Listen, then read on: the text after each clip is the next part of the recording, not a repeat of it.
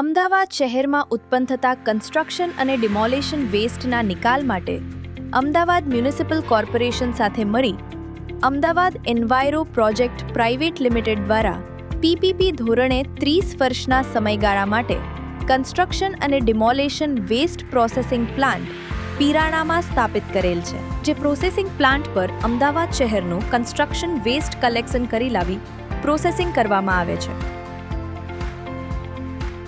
Processing 3 stage wise કરવામાં આવે છે, જેમ કે પ્રાઇમરી સ્ક્રીનિંગ, વોશિંગ તેમજ ક્રસિંગ. જે પ્રોસેસિંગ થકી કન્સ્ટ્રક્શન વેસ્ટ પ્રોસેસ કર્યા બાદ વિવિધ બિલ્ડિંગ રો મટીરિયલ બનાવવામાં આવે છે, જેમ કે રેતી, કપચી 10 mm, 20 mm વગેરે.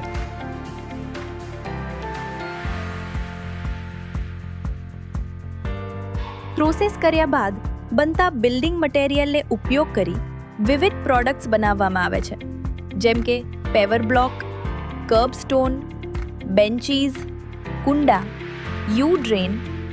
જે પ્રોડક્ટ્સનો ઉપયોગ શહેરના ડેવલપમેન્ટ કામમાં કરવામાં આવે છે, જેમ કે ફૂટપાથ, રોડ વગેરે.